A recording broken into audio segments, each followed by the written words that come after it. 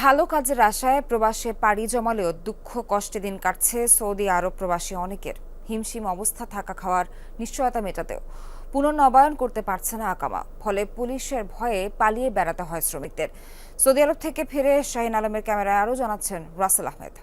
সোনালী স্বপ্নে বিভোর হয়ে বাংলাদেশ থেকে অনেকেই পাড়ি দেন মরুর দেশ সৌদি আরবে।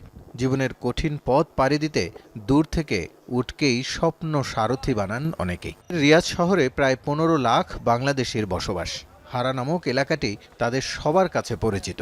এখানেই ছোট বড় ফ্ল্যাটে মেস করে থাকেন সবাই। হারার ডিমান্ডগুলি বাংলাদেশিদের কাছে আরও পরিচিত নাম।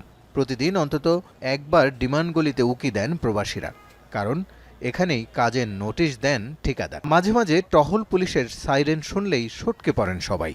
রিক্স আছে কাজের অবস্থায় দলে তো রিক্স আছে, এটা তো নিষেধ। বিষয় আসে কাজ কামে অসুবিধা হইতেছে। এখানে কর্মসংস্থানগুলা যে পরিমাণ, ওই পরিমাণের চেয়ে তার চেয়ে বেশি আমরা চলে আসতেছি দেশ থেকে না বুঝি। রিয়াদ শহরের বাথা বাঙালিদের বাণিজ্যিক শহর। মার্কেটের প্রায় প্রতি দোকানই চালান প্রবাসীরা। তবে পুলিশের ভয়ে তটস্থ সারাক্ষণ, কারণ প্রবাসে থাকাদের বেশিরভাগেরই নেই আকামা অর্থাৎ কাজের অনুমতি। আমাদের এই আকামা শেষ, রিটার্ন আমরা আকামা বানাতে পারি না, দেশের দিকেও যাইতে পারি না। এই যে সবাই এই জন্য অবৈধ হিসেবে থাকতে চায়। মাঝে মাঝে অনেক কফিল আছে যে আকামা টাকা নেয়, আকামা করে না ঠিকমতো। প্রবাসীরা জানালেন, গাল গল্প শুনে জমি বিক্রি করে বিদেশে আসলেও বাস্তবতা ভিন্ন। আকামা রিনিউ করার খরচ মেটাতে না পেরে অবৈধ বনে যান প্রবাসীরা।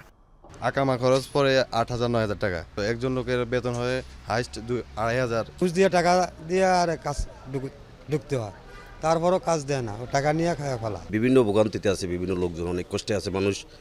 এটা যদি বাংলাদেশ সরকার একটা পদক্ষেপ নিত, মানুষের অনেক স্বস্তি আসতো। ফ্রি ভিসার নামে দালালরা নিয়ে আসলেও কাজ না দিয়ে পালিয়ে যান। তাদের ঠিকানা মসজিদ নয়তো মার্কেটের বারান্দা।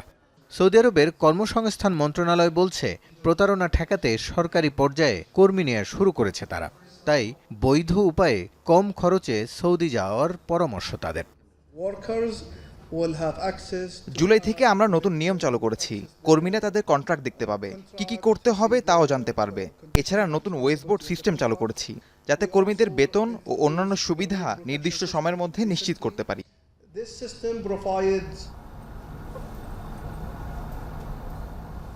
এখানে আসলে দেখা যায়, শোনা যায় প্রবাসে থাকা বাঙালিদের নানান দুঃখ কষ্টের কথা। পেছনের এই মসজিদটি সেরকম একটি দুঃখ কষ্টেরই জলজ্যান্ত উদাহরণ। প্রতি রাতে এই মসজিদের বারান্দায় রাত কাটান অনেক বাঙালি, এবং এভাবেই কাটে দিনের পর দিন, মাসের পর মাস। রাসেল আহমেদ,